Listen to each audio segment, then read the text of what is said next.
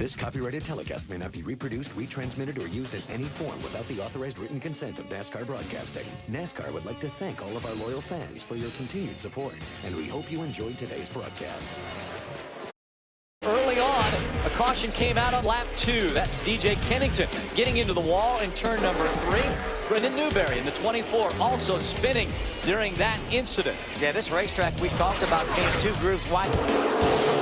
And the caution's going to come out. It sounds as though the 32 of Miguel Paludo with right front issues. Yeah, that was a blown tire going in the turn. It appeared he's broke down on that right front. Sparks were trailing from Miguel's truck. He clobbered the outside wall. He's running in the 22nd spot. Looks like he's trying to get it going again, but Phil, that thing's narrowed up. Yeah, it certainly is. You get a lot of brake here too, also, because I've seen some of the brake rotors already glowing on some of these trucks, and that contributes to that heat in that right front tire. Sometimes you melt the bead. There's Stephen Wallace, the 97, with a left front tire issue. So you can see right there, something went down in the right front, whether it would appear to be a tire, some sort of failure in the right front. He was in the groove. It wasn't like he hopped out of the groove and slid up the hill, so definitely some sort of failure there. Gone choosing the inside line. Eric Jones on the outside. Green flag back in the air.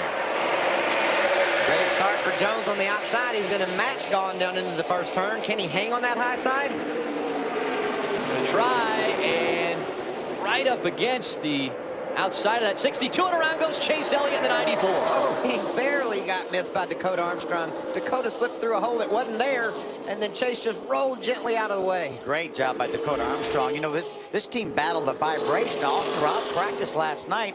Weren't sure they really had figured it out prior to qualifying. Oh, contact. Yeah, Max Gresham got on the brakes, slid the front tires, and that made that truck go straight and made contact with that Aaron's Dream Machine of Chase Elliott.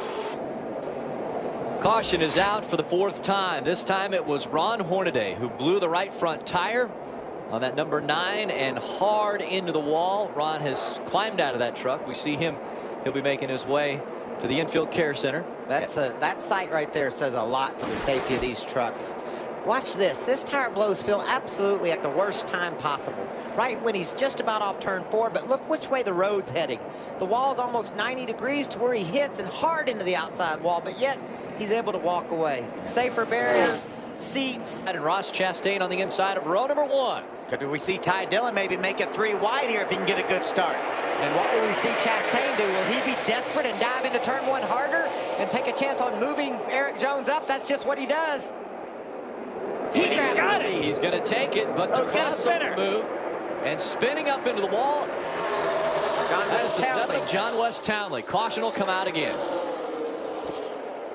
Now, who was leading on the last loop? That's what NASCAR is going to go by. When the caution flag came out, who was ahead at the last loop? They will not use video, only to determine the finishing position of the race. Ross Chastain looked like he had the advantage as he entered turn number 1. Maybe gets into. Boy, Daniel Hemrick in that 6 truck does an amazing job to get around John West. I think the last 7 that have not been to victory lane. And contact is made. Peters into the wall, the 54 sliding. Bubba Wallace is going to stay out of the wall. That'll bring the caution out. We saw how desperate Bubba Wallace was to get back to the bottom. He'd been stuck on the outside.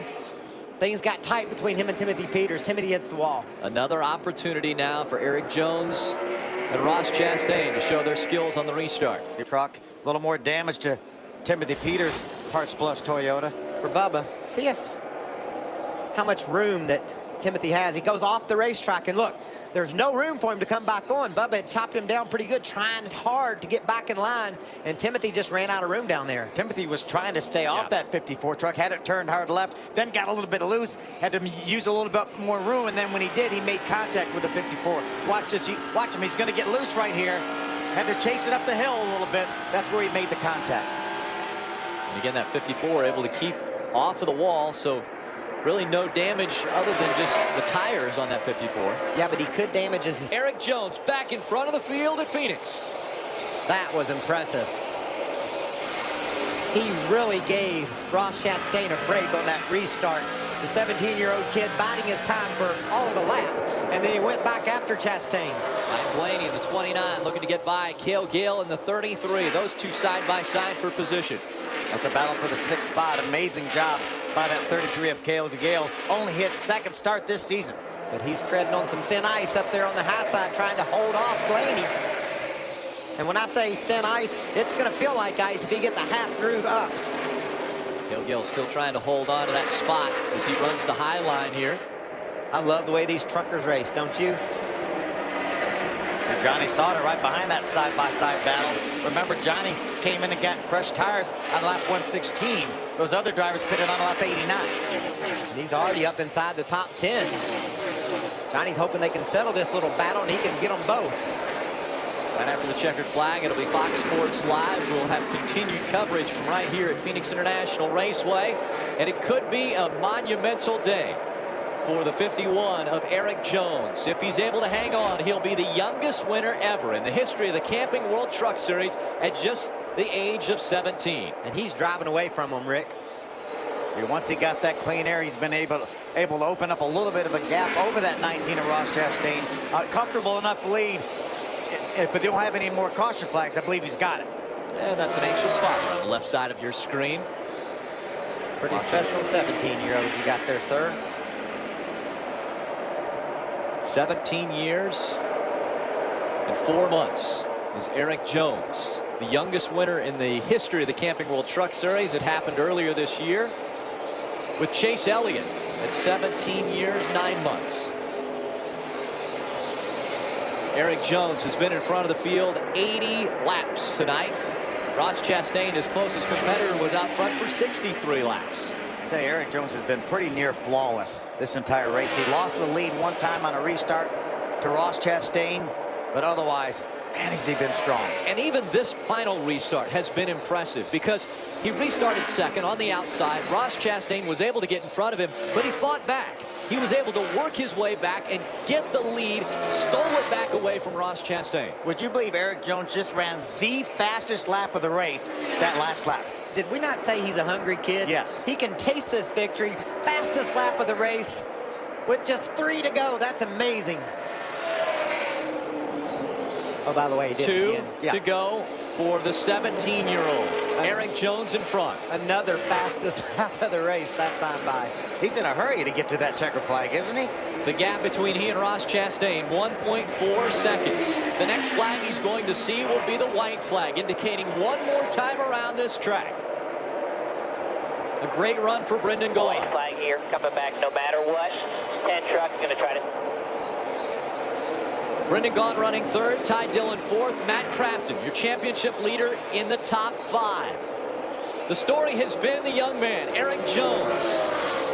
At 17 years, 5 months and 9 days, entering turns 3 and 4, looking to become the youngest winner ever in the history of the NASCAR Camping World Truck Series.